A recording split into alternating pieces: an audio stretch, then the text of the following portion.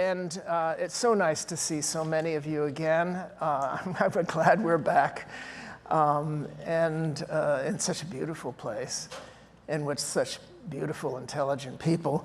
Sorry I wasn't able to be here the last couple of days. My name is David Brin. I'm your local, well, one of your two local sci-fi folks here, and I'm here to interview our host, Mark Anderson, about some of the things that have been vexing us in public. I've been involved in these debates online also about AI, and how something he's been working on with several of you, pattern computing, might offer ways around some of the things that have been vexing us in public.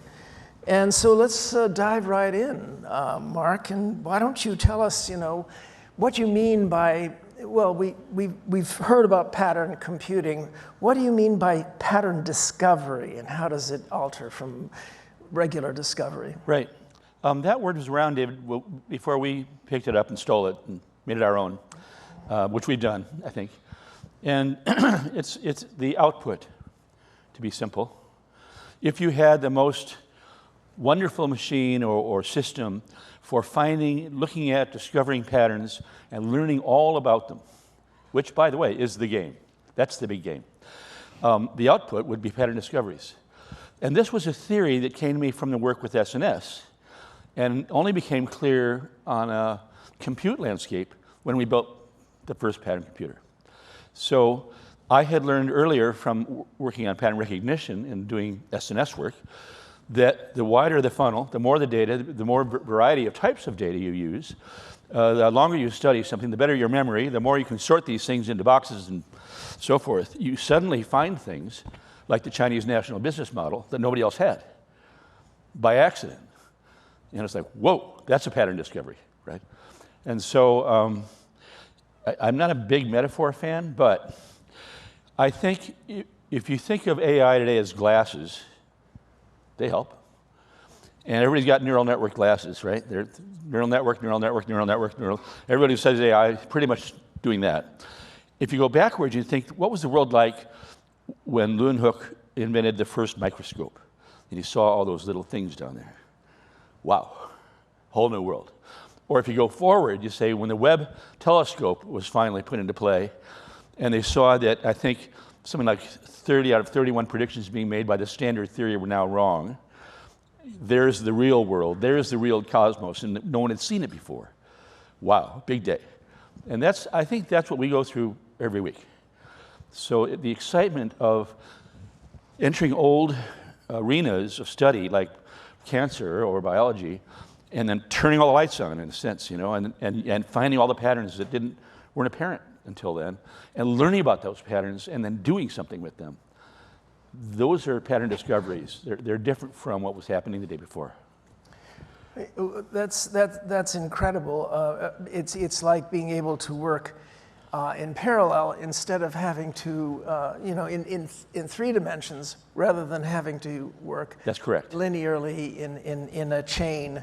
A lot of I think the misunderstandings about these current generative large language models, or I can't understand why nobody is calling them golems. This is exactly how it's pronounced. Have to do with the fact that they are extremely powerful, probabilistic, iterative autocompletes. Yes. Such a thing cannot have a macroscopic view of the context that it's in. Correct. But pattern allows the machine-human team to have a bird's eye view, Absolutely. Right? Yes. So what do you think, how do you think that pattern is going to affect the misinformation and hallucination problems that have people so concerned? We haven't tried that one yet. Well, I mean, we get asked an awful lot. Do you think that guardrails are going to help? No. Yeah, I don't think so either. No. I mean, so well, let's put it this way. I think somebody, maybe it was Sam Altman, some clever marketeer in the Valley found that these things are horribly dangerous and broken, they're probably criminally liable for using them when people are harmed. And they thought a cute Disney name for that feature set would be hallucinations. I think they should have called them life-threatening screw-ups, but they call them hallucinations instead. So they may not matter if you're just creating head fakes of cute cat videos, but if you're trying to bring this into the operating room, you're going to get in a lot of trouble right away. Yeah. The thing that I've been running into, I've been doing a lot on AI lately also, nothing compared to the valuable work that you're doing at Pattern, but one of the things I've been pointing out is that these smart guys, some of the most brilliant guys in the world, suddenly they call for a moratorium on AI research, on the very thing that they're inflicting on us. And only once in my life was there ever a technological moratorium that worked, and that was the Asilomar biotech genetic engineering moratorium in the 90s. And none of the abilities, none of the conditions that allowed that moratorium to work exist today with AI. I think they are doing what you say. I think they are trying to prevent liability by saying, at least we asked. We asked for a moratorium. You guys didn't do it, so we get off scot-free from responsibility. Right. Well, as you probably know, there is internecine warfare going on here. And I think we can name names. So Elon Musk, who put $1 billion into the beginning of OpenAI, it was a nonprofit. It was not for profit. It had a charter, which was to do good, not evil. And as everyone here probably knows, there was a bit of a fight inside that group. And he was the guy who actually hired Sam Altman to run it. But they parted ways, and Elon is out, right, at some point. So one question one might ask is, well, why? What was the fight? And I'm just guessing now. I don't know what the fight was. But I know these guys have been meeting, the guys you're talking about, for years in various places around the world, talking about this problem of should we release this into the world? And the answer was version 1.0, no. Version 2.0, no. Version 3.0, no. I mean, they've been talking about this for a long time. Google and everybody else, they didn't want to release it. They were being ethical. They knew it was broken and dangerous, and they didn't release it. These are the same people we're talking about, right? And then suddenly, Sam releases it, or the guys just before Sam. So everyone's going to release it now. The cat's out of the bag. And that lack of ethical responsibility and accountability, which is what's in the president's new directive, accountability, and you and I have talked about accountability, that lack of accountability and sense of ethics, to me, is overwhelmingly mind-blowing. I don't understand it. Trading off money for releasing a known fail product that has no fix cannot be fixed. It's not like a bug at IBM that you can just repair the next morning. As far as I can tell, cannot be fixed. And open source only helps to a certain extent because open source used to be a solution to flawed products because you get a lot of people out there opening it up, exposing the guts. But in this case, I've seen no sign that open source is going to solve this problem. Well, we've seen papers, their papers aren't always correct, but very smart people in the academic world have been asking these questions in real time. And with guardrails, they quickly, like in weeks, found a way to beat all the guardrails and said, here's the way. And there's more where that came from. So you're never going to be able to use guardrails and keep us out. And if you can't keep us out, you won't keep anybody else out. So stop saying guardrails. And then there was another paper out of Berkeley. People were saying, like, well, we'll use our corporate safe data set to train on, so it'll be OK. And this hallucination stuff will go away. So they tried that and said, no, that doesn't work. This came out last week. It just doesn't work. Amazing. Yeah. Well, we speak all the time about accountability and the ability to correct mistakes, and that's one of the great advantages of our civilization compared to the last 6,000 years. But accountability and correction depend upon the ability to have attribution. Who is saying this? What are they saying? And explainability of what their motives might be.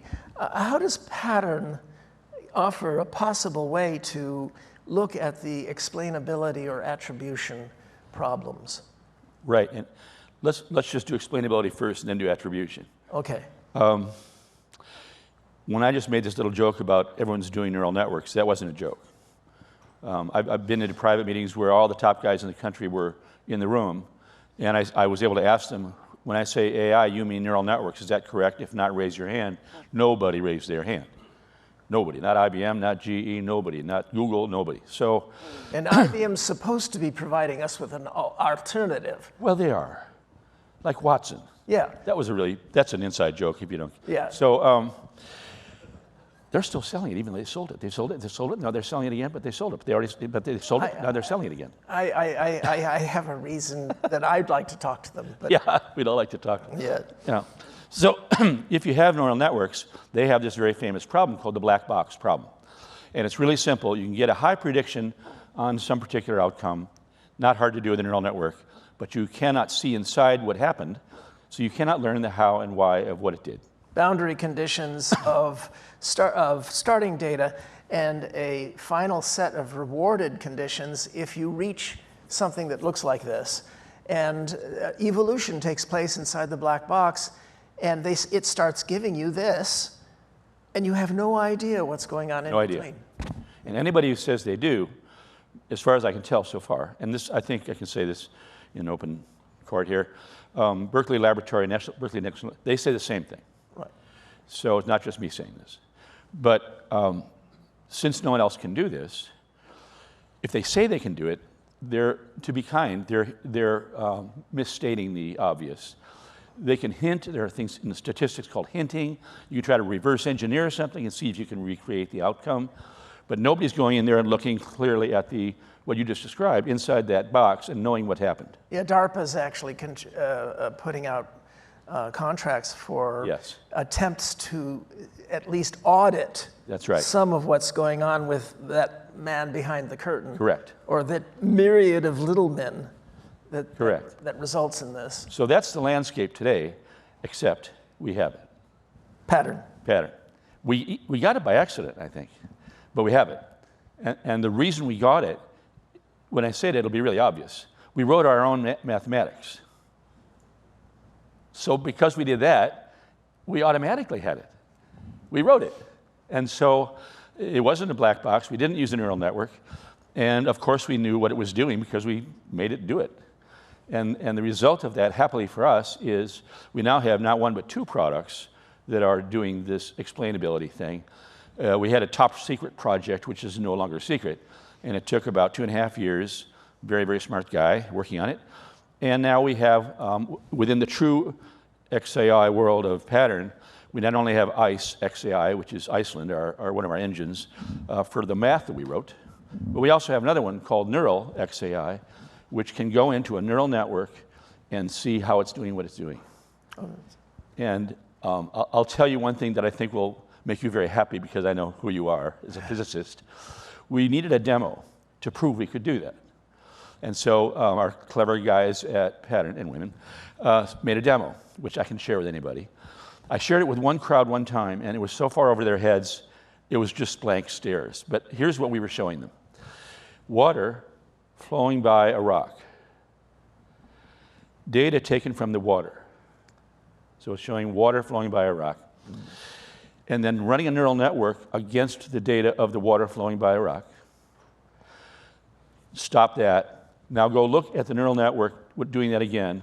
Go inside of it, watch it do what it did, and come out with a complete equation explaining exactly what we were seeing inside the black box.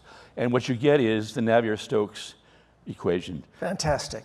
Yeah. Fantastic. Which is the best equation in fluid dynamics. So is that the artist, the physicist in me was delighted, and the artist in me kept thinking of my friend Richard Dreyfuss, listening to Robert Shaw tease him, cage go in water, shark in water. And then he sings that sea chanty. But tell us about True XAI. So the experience, and you see this in some of the demos because our people are making their own demos, which I kind of like. It's like Bill Gates saying, eat your own dog food. And the delight that we feel, all of us, as these things create new discoveries, new pattern discoveries, by using explainability, it's pretty wonderful. It's really amazing.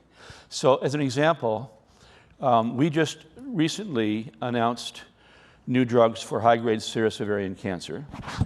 And the process, I decided to watch the process pretty closely. So day one, you ingest the data into the system.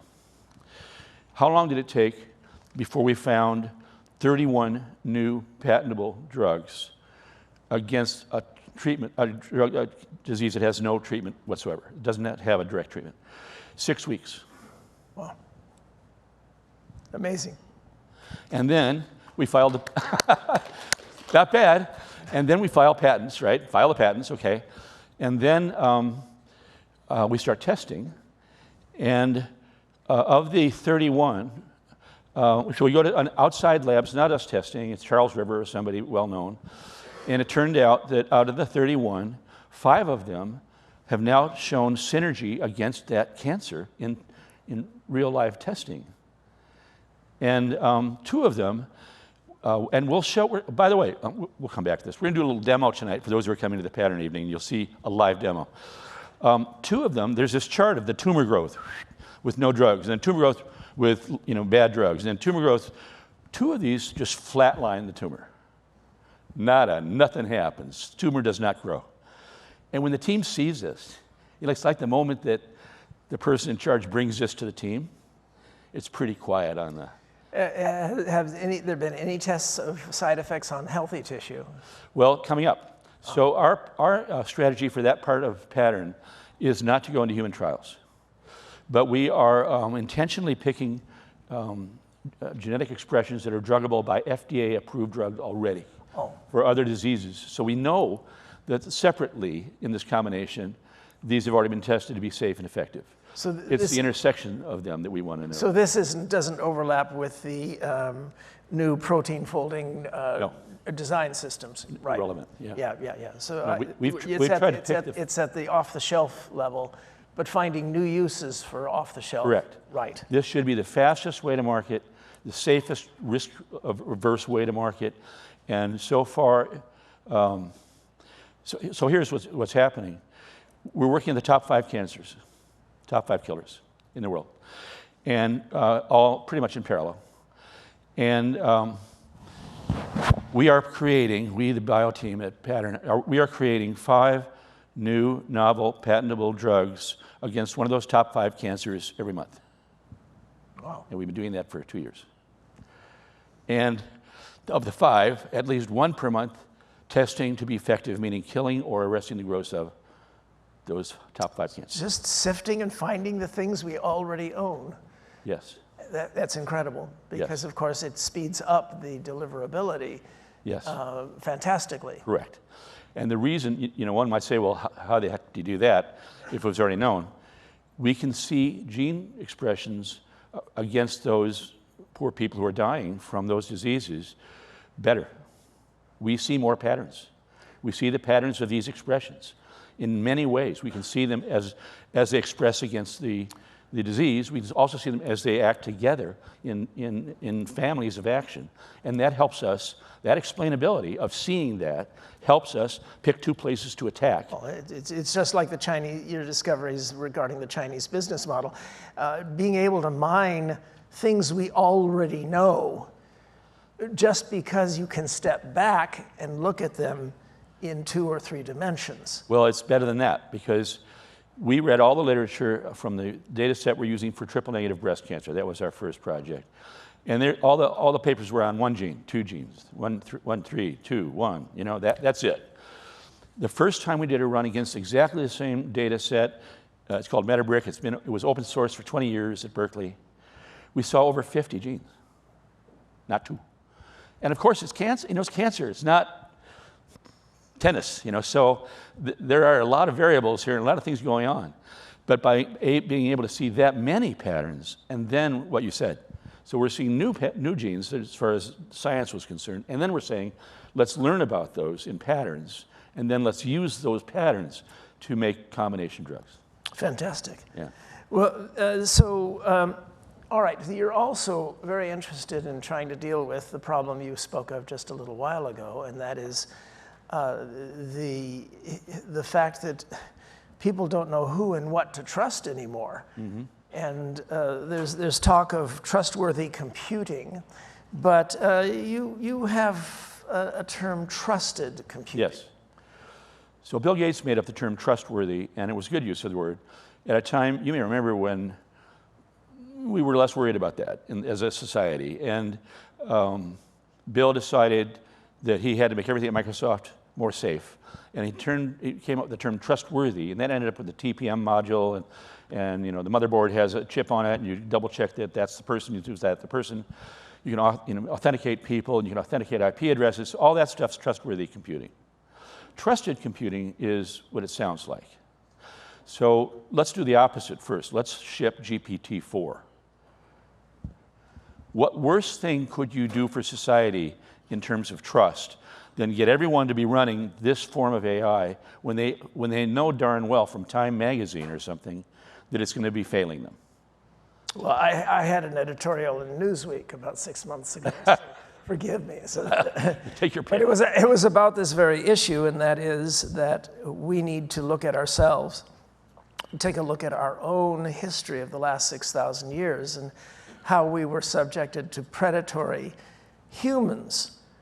And what technique did we use that finally got us this enlightenment that we don't do very well? We're just doing it better every decade. And any decade better than that entire 6,000 years combined.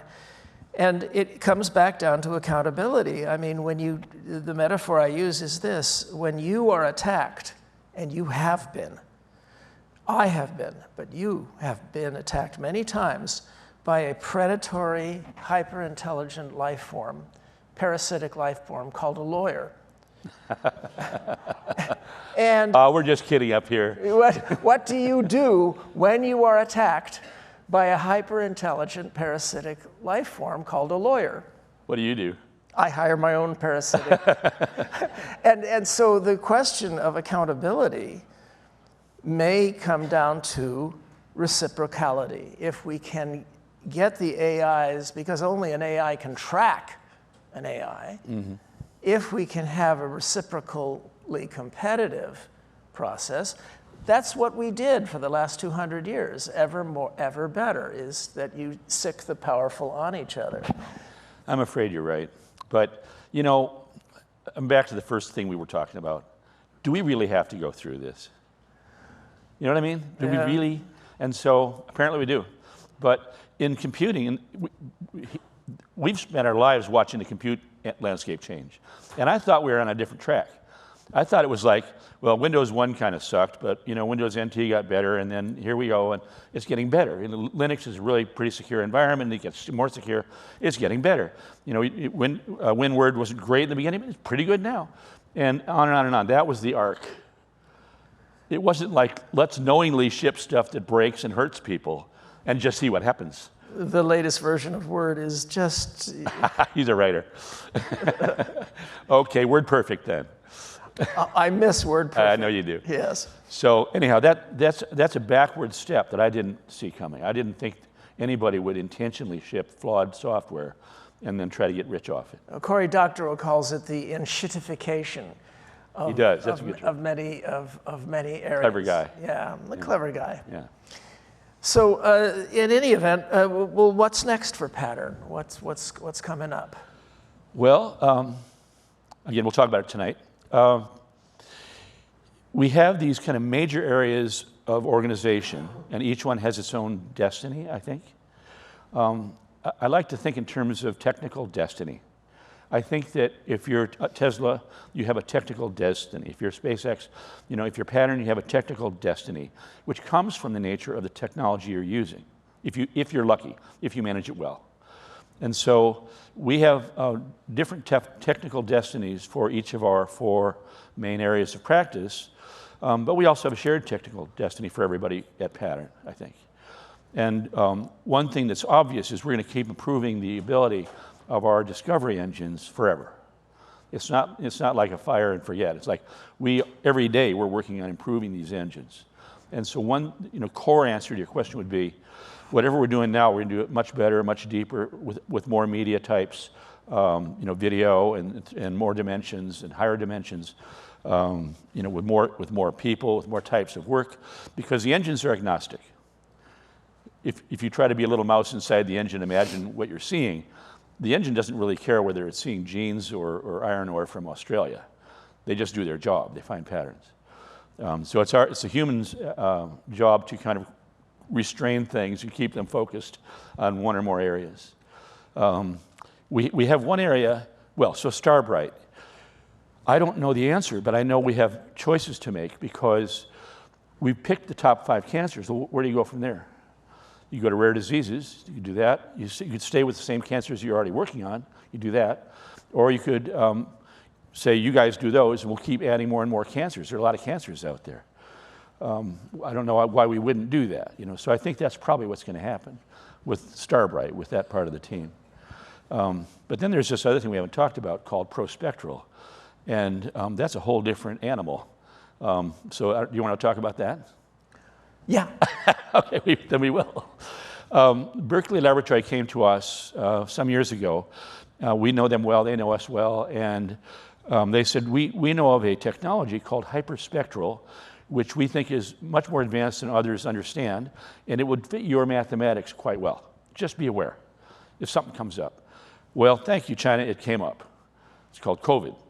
And so as soon as that happened, we started looking at, is there a way to use hyperspectral with our discovery engines? And the answer was, heck yeah, or something more profane. So we did. And today I can tell you that we have a system which can see using your saliva, not blood and not. So 2 drops of saliva, 3 seconds a test, 98.8% balanced accuracy, which we can parameterize and move up to 100 if we wanted to. So if you're coming onto a cruise ship or something, football game, no one who's sick gets through the door. It's a Monty Python moment. And then cheap, probably a few bucks per test, $1,200 an hour. No reagents, no chemicals, nothing to waste time and money on or die on the shelf. It's perennial, and with every new disease we add, you just flash it down on Wi-Fi. Well, this sounds very much like the reification at last of something that I worked on at the Arthur C. Clarke Center for Human Imagination 10 years ago. We worked with Peter Diamandis's X Prize to do a tricorder X Prize, where you would have attachments to your cell phone, and they would take, for instance, saliva or blood or just environmental readings through infrared, and be able to join networks and see patterns overlaid upon a city, patterns of perhaps pollution, finding them to their sources, or outbreaks of disease.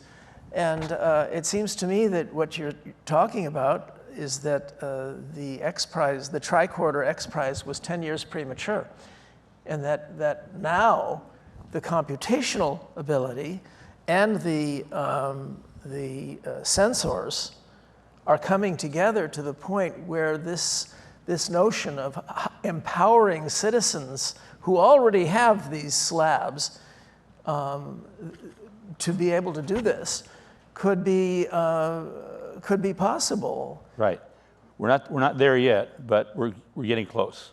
Yeah. Well, I'm just But it could be that size. A sci-fi mentioning a sci-fi dream. Yeah, for sure. That Peter Diamandis tried to, and we at the Clarke Center tried to do 10 years ago. Yeah.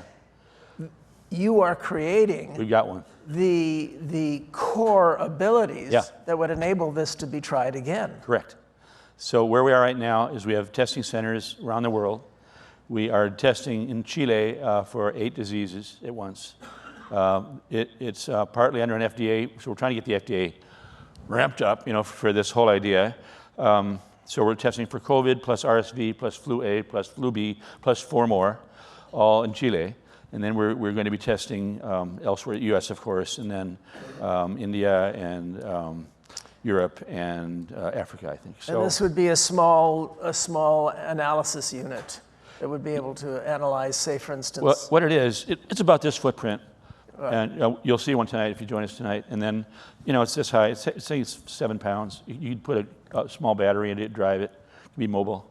And that's the whole deal right there. Well, shrinking that down to the size of a square, card reader. Version 3.0. For your phone is, technologically, that's not the hard part. We've seen We've done that before. better Moore's Law things than that. Yeah. Well, so I'll introduce you to Peter. I know you know Peter. Yeah, just have him send me a check. That'd be great. There you go. But the dream here, there are two parts to this dream. The dream here is you picture some years, say 3 years from now, maybe. You walk into a hospital or a clinic, and they've got one of these prospectral units, and you give them 2 drops of saliva as you're going through the door, and by the time you get to the check-in desk, they will have printed out your health state. And it'll be maybe, we don't know, but I'm going to say, I hope 50 diseases, and maybe more over time. So whether it's, now part of our dream here is it viral? We know we can do that. Is it bacterial? Pretty clear we can do that. Is it cancer? Now we're going to find out. We've got 2 new projects starting in cancer. So if we know dogs, well, it's doable, I believe. So lots of papers about using saliva for different diseases. So, wow, 3 seconds, $5, 50 diseases. That's going to change diagnostics. Especially when it scales to one more level. Yeah. Right. Yeah. This is fantastic. I'll tell you, since about 8 years ago, listening to Larry Smarr talk about the microbiome, I had a feeling that by 2023, we would have had a combination of 3 highly calculable datums: your microbiome, your genetics, and your diet, and your general state of health. And we'd be able to feed those in and get a pattern out that would result. I didn't think that in 2023 we'd still be buying voodoo probiotics. Right. That you'd be getting tailored probiotics by now. You're going to think that we're lying now, but we're not lying. This morning, an hour and a half ago, Larry and I were talking about his paper of last week on all this stuff, which is open sourced now, and how Pattern could work on the data, which has hundreds of thousands of data points in the paper, to look for what you're saying. Obviously, I was prompted. No, that was a sincere question. Well, it's nice to get an informative answer to There he is, right? There he is, and will continue to be, we insist. The thing while I was mentioning science fiction, I did want to mention that you should look up a science fiction story from 1947 by Murray Leinster called A Logic Named Joe. It's one of 5 utterly prophetic. I'm rewriting or revising my novel Earth now for a new edition, and it's always on the top 10 lists of predictive science fiction novels. But there are about 5 sci-fi stories that leave me in a cloud of dust. And this one had the notions of personal AIs that, in order to solve the user's problem, would say, "Oh, you want to murder your wife? Sure." Sounds like large language. I know. It's just absolutely amazing how predictive it was, and it was in 1947. Yeah. A Logic Named Joe. Sounds like Heinlein, too. Oh, yeah. Well, Heinlein was highly predictive a lot, too. Yeah. So all right. So these machines are already passing Turing tests. I claim that I have not been fooled yet, although how would I know? I get these interactions on fan sites and my blog and all of that. But I fully expect by next year, GPT-4 and all that, I fully expect that I'll be holding conversations with things that... David, when we hear people, we all do, talking about these issues daily, I came to the conclusion pretty quickly that what we were seeing with LLMs was a mirror Yeah. of what it is to be a human being in language form. And that's what we're getting back. We're getting this image back of a lot of talk. And one of my worries when I came to that conclusion was, will we like what we see? Raise your hand if you like what you see in the mirror. Some of you ought to. Yeah. I can look at several of you who ought to be pleased, but you're human, you're not. Yeah. So, and then if you go that far down the path, you kind of get to the next step, which is, if you said it very well, if all you're getting is, you know, a fancy form of predictive typing, and you see that, and you're fooled into thinking that it's intelligent, or it's a young 8th grade girl, or it has emergent properties, or as Sam would say, maybe it'll get us to, you know, AGI or something. Well, you're an idiot. Of course.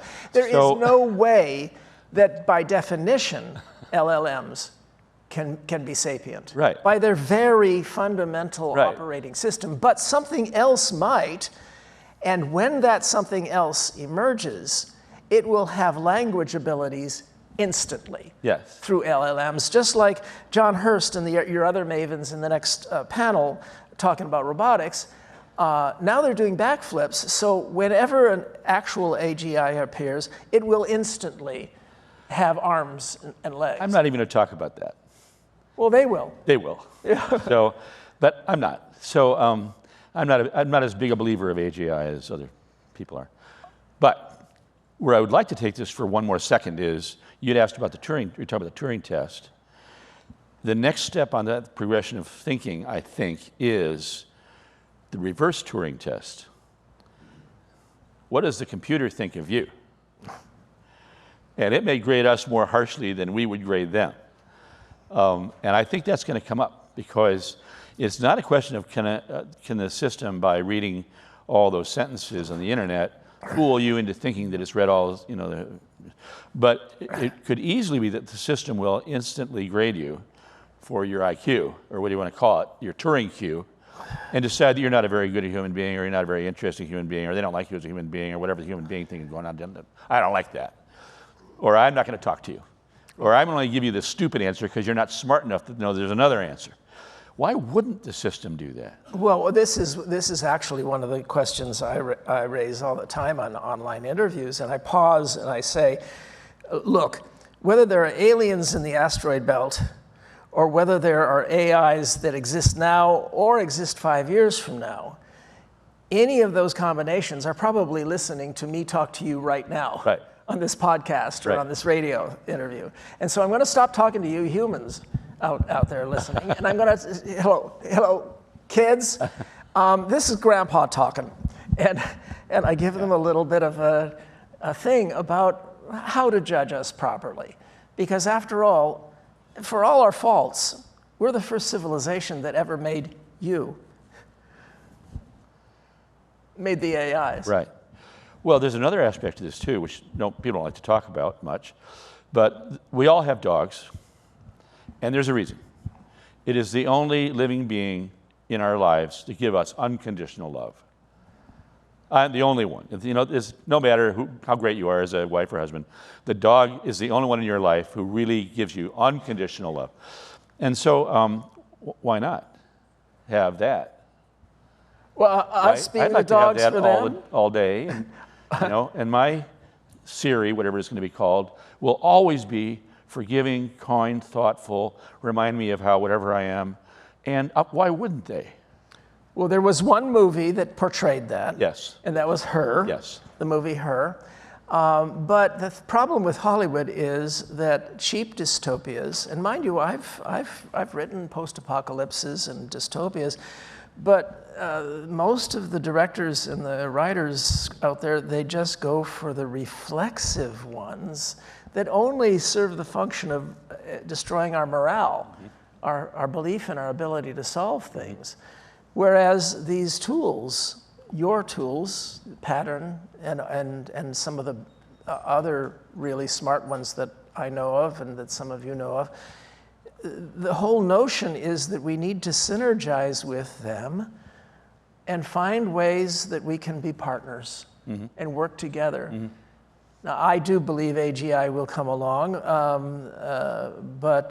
and they might be listening to us right now, and they're just not showing themselves because they're scared of the scenarios they've seen in our movies. But in any event, but I agree with you. I don't think it's going to come from these golems. And there's a good chance it could come from your company. Okay. Let's take, if you don't mind, I'd like to go back to the biology for a minute. The other aspect that I didn't finish saying was of this prospectral system is it's not doing what everyone's been doing until now in diagnostics, which is bioindicators. So if you go get tested right now, there will be a test for a particular DNA or virus or something, and they're looking for that specific chemical to know whether you got the thing. And that's the whole history of diagnostics today until, I don't know, maybe now. So when we do what we're doing, we're not looking for a particular bioindicator. We're looking at every bioindicator in your saliva, and we're told by Los Alamos that's pretty equal to your blood. So think about that for a minute. We are not assuming, we're not making a hypothesis, we're not making a hunch that with some indicator it'll only be 20% of the people who are sick with that cancer or whatever. We don't do hunches. We don't allow hypotheses in our system. So one of the beauties of explainability in this system is you're not allowed. You just run the data. You're looking for patterns that pop out in known data. In multidimensional. Yes. In multidimensional ways. Very high dimension. Yes. What do you do about the paranoia of collecting all this data? Like you spec of a sports arena, asking in China they could get everybody who's entering to spit. They force them to. Yes. Here, there's the and that's just gathering DNA. Yeah. Yeah. Yeah, but here there's the situation of some degree of Hollywood-generated, but also justified paranoia about all the information as well as all the money flowing to the top of the pyramid. So look, it's not my job, and it's a job of our governments or our politicians or our regulators. It's not our position to dictate the answer to that question, but everything we have is anonymized. So we have no interest as a company in having that data, right, except to have the data itself. We want to know, what does it look like when you have COVID? Your whole body has a response. And if we can get a 98 or 99% correlation with that and prove that that's real using PCR, which is how we do it, then we're done there, you know. And all we want to do now is everybody who walks through that gate, bang, bang, bang, bang, you got it, you got it, you got it, you don't got it. Whereas you're not associating it with a seat number and saying, and with the we're saliva going to drag you out away. because you're contagious right now. The samples get thrown away, little plastic thing gets thrown away, costs 50 cents for the little plastic thing, we're done here. Right. But it's electronic, and we have a fingerprint of your whole health state response, and that tells us you have COVID. And so it's a whole new way, medically, of looking at people's health. It's a health state, which is a term I stole from Larry in his parking lot at his office. He's here, so I have to confess to this. But it's a great idea. And instead of talking about diagnosing a disease, that's to yesterday, in Larry's world, we all have health states, and I agree with him. So we're really looking now for a new level of understanding your medical condition at any moment, even when you think you're totally healthy. Mine? Yours. Oh. Anonymized. Oh, all right. And you will have a health state at that moment. And you start thinking about this as a research instrument. Whoa, you know, what could we learn throughout one day as you eat things, do things, exercise, whatever you're doing? What can we learn about David versus Mark? What can we learn about, you know, Germany versus France? What can we learn about cold climates versus hot? There's so much we could learn about human health that we have no way of knowing about until now, maybe. So I'm really excited about that. As well, you should be. Well, I really am. as they say, as we say in Battlestar Galactica, so say we all. Yeah. Are you? What's in the future? Well, to take this path one step further, just what I just said about the prospectral system And what I earlier said to you about explainability, we put all this into a social context and trusted computing. You know, people look funny at me when I tell them that when you're using the pattern system, everything is true, because you're not allowed to bring your bias to the game. You're not allowed. So when a woman dies of breast cancer, triple-negative breast cancer, or many of them, and we have that data, when we do the run, everything in the result is in the world of true and false. It's all true. And it's our job to interpret that in a useful way. But that's an important thing. So now I want to throw a really interesting idea to you. People talk about ethical AI and ethical, big deal, right? It's a big deal. When we take data in from a company or whoever, we sometimes don't accept it because it's not properly curated. It might just be dirty. It might be it wasn't collected properly. Maybe there is no what's called a response variable. There's nothing to look for. If it passes all those tests, then we ingest it and do runs.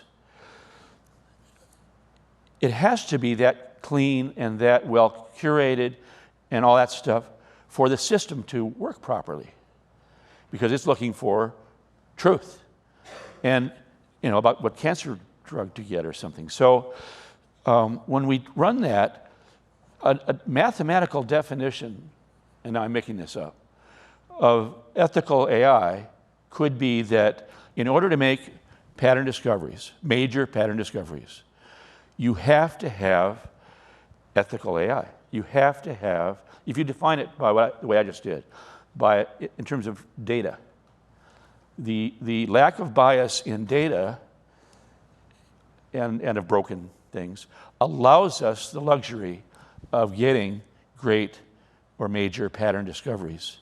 And so I'm kind of thinking that in a computey kind of way, we're now entering a time where a very moral word, ethical, can be mathematically described and used in work to get to, it's the only way, by the way, to get to great discoveries. Well, I've long been of the belief that the core to ethical behavior in most human civilizations and in most marriages is accountability, which relies upon transparency, right, and that relies upon the metrics that have been agreed upon. Yes. I'm going to open things up for questions in just a second, but I'm going to ask you a technical question. Get your questions ready. I'm going to ask you a technical question. Now, when you're taking a sky eye view at the data sets, and you're asking for patterns to be discovered, naturally there are parameters that you establish. And in physics, of course, the attempt is always made to have the parameters be orthogonal to each other, so they don't shadow on each other, so you can separate them properly. 2 dimensions, 3 dimensions, they're orthogonal. To what degree do you preset the metrics that you're going to be using for taking this sky level view upon the patterns that you're looking for? So the system is, you're asking like, what's the future? What are we going to do next? The system, we're now 8 years old. By the way, this is our 8th anniversary, just like fire is having its 20th anniversary because we were born at fire. Oh, well, so I well remember. Yep. Yes. The system is highly tunable. So I'm separating the idea of tuning parameters from finding facts or finding truth. So everything that comes through the other end of that process is in some sense true, but we can tune the system to advantage clustering or to disadvantage things that are too highly correlated. There, as an example, 2 genes that are right next to each other tend to express more like, so you kind of want to take into account things like gene neighborhoods or clusters in order to better understand what you're doing. We just finished a really cool project, which we'll talk about more this evening. And the idea there was 28 data sets, 39 million columns per person, 155,000 people in this one data set on colorectal cancer worldwide. And it was really hard. And what we had to do is we had to advance our mathematics more toward clustering because these 28 data sets were collected by different groups at different times, in different places, with different genomic readers, la, da, da, da, da. And if you did that and you did a good job, we could take the prior ability of prediction from about a 63% rate to 70 to 99%. Fantastic. So we do that. You do adjust the parameters. We do adjust. You have to, this business of combining different data sets is a breakthrough in science that can be used in many different sciences. Does anybody out there have something they'd like to come on up to the microphone? So, Mark, we had a... Could you always identify yourselves? Will Poole, I'm with Capria. We're a Global South investor in applied generative AI. I have no horse in the race relative to the LLMs or the tools, but we have lots of companies that make good use of this tech. Yesterday, we had a spirited conversation about what we agree and disagree with relative to your Mostly comments. agreed, I think. Mostly agreed, which is great. So I have a comment and a question.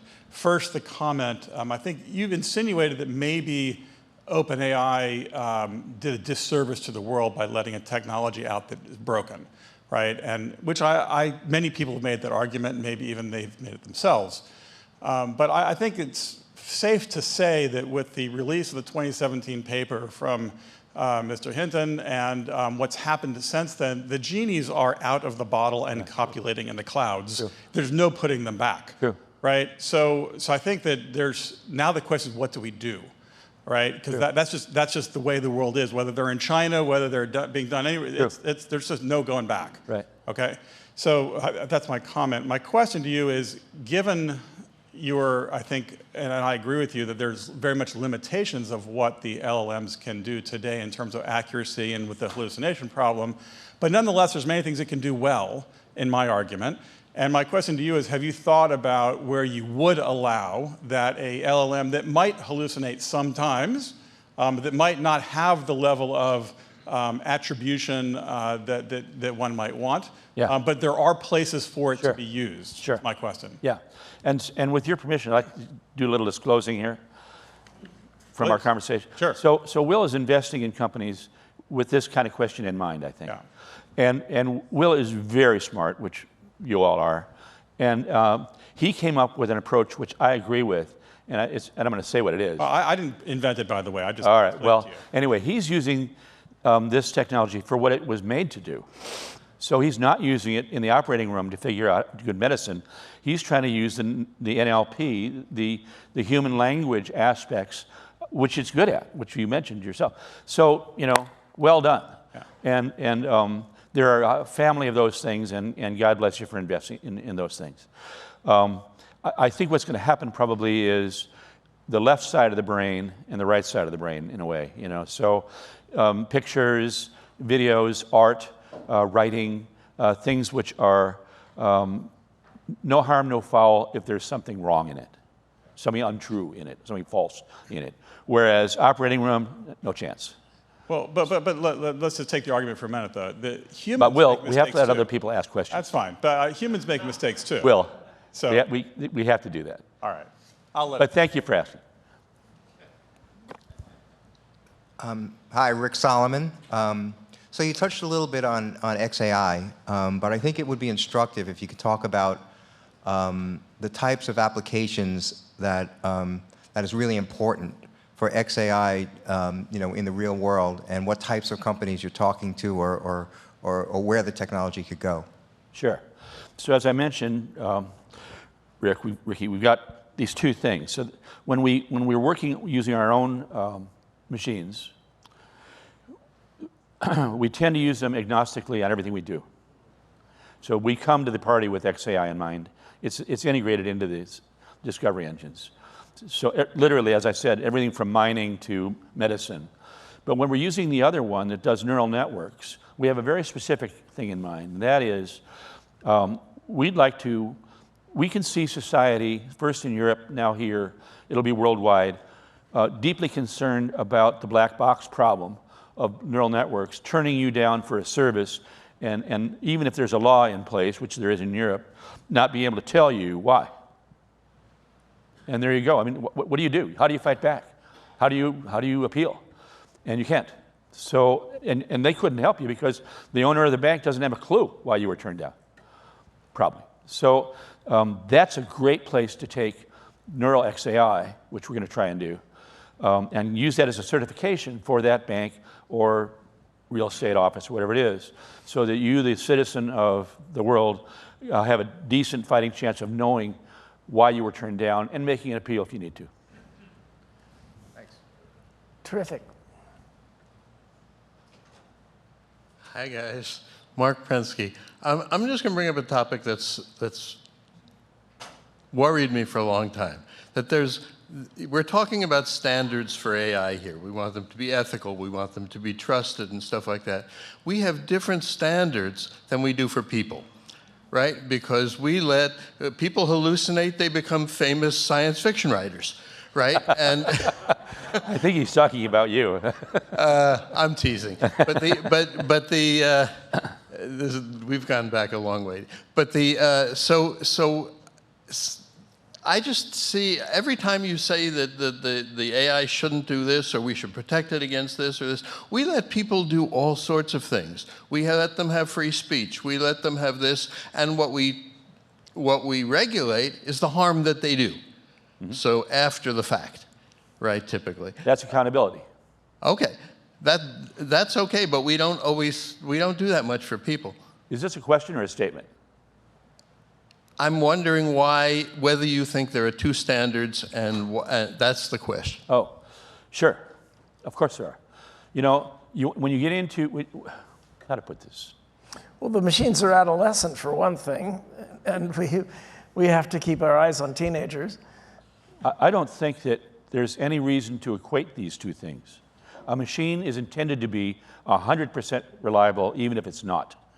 A human being is not intended to be that. So I think it's a false comparison. And I would just say, what in the evolution of what we expect of machines, where are we in that story? That's a different story than people.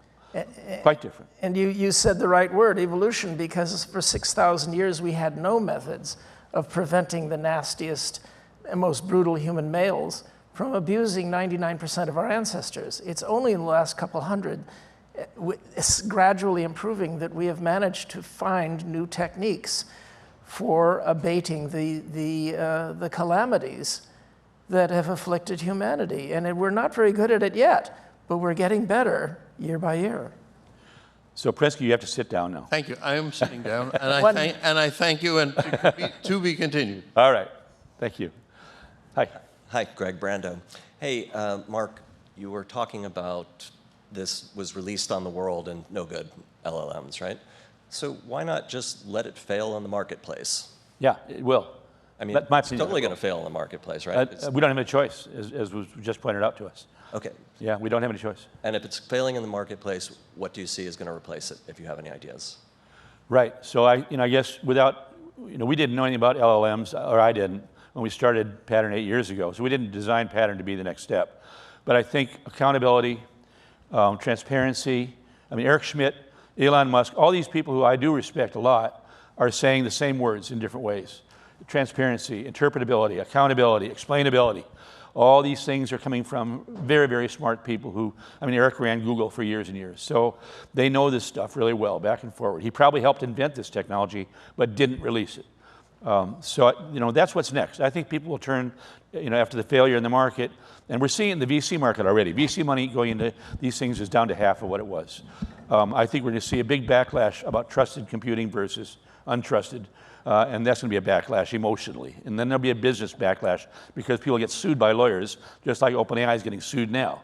And that'll be a hassle. So no one wants to get sued, as you pointed out so carefully. And there we go. What do you need now? I need transparency, explainability, interpretability. I need clarity. I need to trust. And whoever does it won't just be Pattern, but I think that will be the big trend following that backlash. And Brenda and I tomorrow morning at 9 will be talking about where this might go beyond 5 years. But right. I think you've already been taking us far into the future. Mark Anderson, everybody. Thank you. Oh, and if you're curious about Pattern and you are, this is a plug, you need to be an accredited investor, but you don't need to be our investor. You're welcome to come tonight to the meeting. And all you have to do, you write this down, Laura at Pattern Computer will send you an invitation. Thanks.